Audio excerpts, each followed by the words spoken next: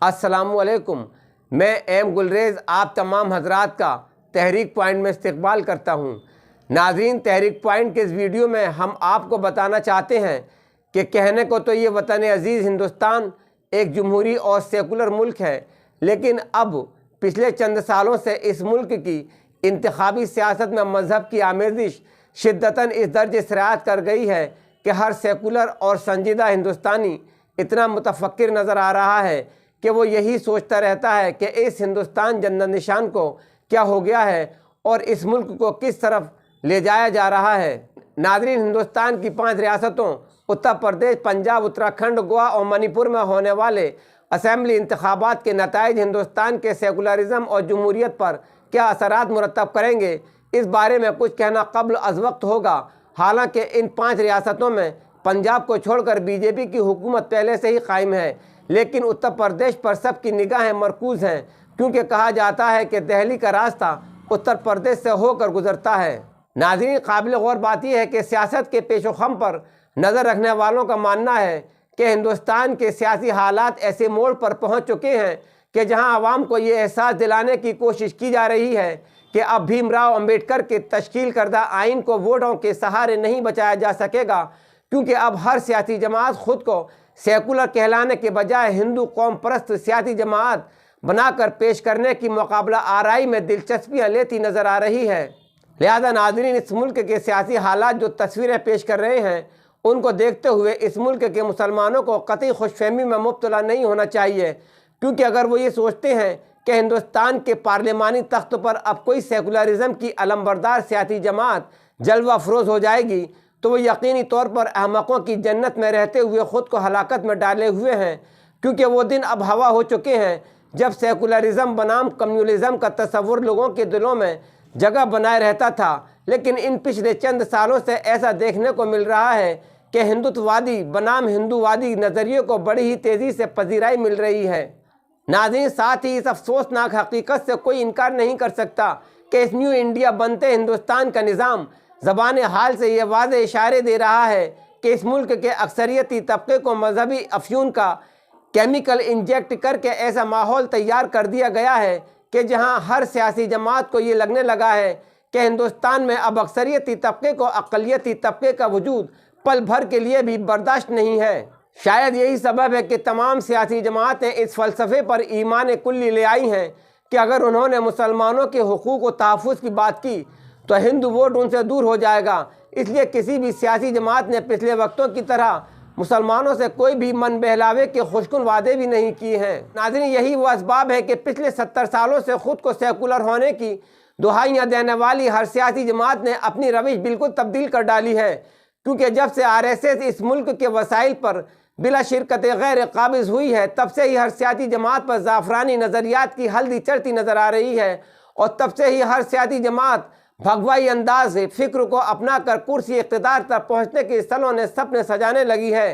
नाज़रीन, यही वो अवामिल हैं कि जिनके तहत नाम नहाद सेकुलर जमातें अपने मंचों से मुसलमानों को बजाय जगह देने के उन्हें धक्कों से नवाजने लगी हैं, और इन पार्टियों के लीडरान भी अब अपनी ज़बान से हिंदुत्व की फ़िक्र में डूबे हुए वो जुमले अदा करने लगे हैं जो इस मुल्क के सेकुलर आइन का मुँह चढ़ाते हैं। बहरहाल नाज़रीन, आपको याद होगा कि गुज़िश्ता दिनों जयपुर की रैली में कांग्रेस के लीडर राहुल गांधी ने खुल्लम खुल्ला ये कहकर इस मुल्क के आइन के परख से उड़ा दिए थे कि आप सभी हिंदू हैं, हिंदुत्ववादी नहीं, ये मुल्क हिंदुओं का है, हिंदुत्ववादियों का नहीं। और इससे पहले भी समाजवादी पार्टी के रूह-ए-रवां अखिलेश यादव भी कह चुके हैं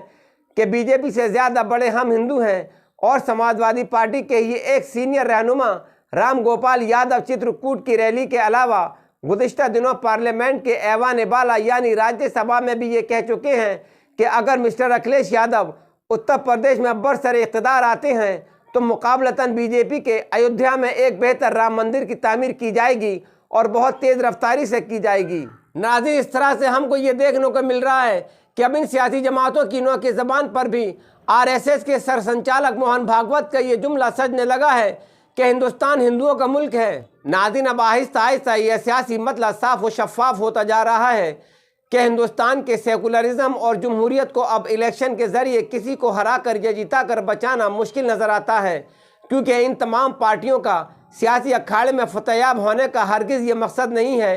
कि वो इस मुल्क की दूसरी सबसे बड़ी अक्सरियत को तहफ़्फ़ुज़ देंगी या इस मुल्क के सेकुलर निज़ाम को बचाने में कोई दिलचस्पी लेंगी, बल्कि उनके रवैयों से तो ये भी ज़ाहिर होने लगा है कि उनको भी अब 70 सालों से चले आ रहे इस जमहूरियत और सेकुलरिज़म का ड्रामा पसंद नहीं है। नाज़रीन, आईने हिंद की धज्जियाँ उड़ाने वाले मनाजिर बता रहे हैं कि इस मुल्क के मुसलमानों के हालात इस किस्म के इंतखाबात में दिलचस्पियाँ लेने से हरगिज़ बदलते नज़र नहीं आ रहे हैं, क्योंकि सियासत के हमाम में अब सभी सियासी पार्टियाँ बेलिबास हो चुकी हैं। नाज़रीन, हिंदुस्तान की जमहूरी और सेकुलर सिस्टम को बचाने के लिए खुसूसन मुसलमानों को इस किस्म की सियासत से अलग थलग होकर आइन के तहत जमहूरी निज़ाम का सहारा लेते हुए जल्द ही एक मजबूत लीडरशिप खड़ी कर लेनी चाहिए,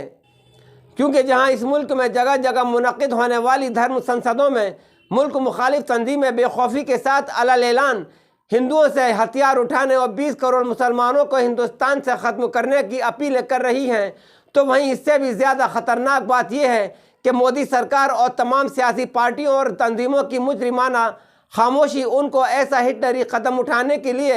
एनओसी देती नज़र आ रही है। नाज़रीन, आखिरकार तहरीक पॉइंट के प्लेटफॉर्म से हम आपको बताना चाहते हैं कि ये तमाम नागुफ्ता हालात अल्लामा इकबाल की रूह से माफ़ी मांगते हुए कि रंज दिया बुतों ने तो बुत ही याद आए कि सदक़े तुफ़ैल में हिंदुस्तान के मुसलमानों का मुक़द्दर बने हुए हैं, क्योंकि यूनान की फ़िलासफ़र अफलातून के मुताबिक कि सियासत से किनारा कशी का अंजाम ये होगा कि तुमसे कम तर लोग उठकर तुम पर राज करेंगे। लिहाजा याद रहे, ये रिसालत नहीं है जिसको खुदा नाजिल करता है, ये तो क़यादत है, इसको तो खुद ही पैदा करनी पड़ेगी। नाज़रीन, इस मौके पर अलीगढ़ के मशहूर और मारूफ शायर बाबर इलियास का ये शेर लामुहाला याद आता है कि ग़ुलामी की तेरी आदत तेरी नस्लों में आएगी, जो खम होते हैं बुनियादों में आसारों में आते हैं। नाज़रीन, अगर आपको तहरीक पॉइंट का ये वीडियो पसंद आया हो तो इसे लाइक करें, शेयर करें और हमारे चैनल को सब्सक्राइब करके बेल आइकन को क्लिक करें, ताकि हमारे आइंदा वीडियोज़ आप तक पहुँचते रहें, और कमेंट सेक्शन में अपनी राय का इजहार ज़रूर करें। खुदा हाफिज़।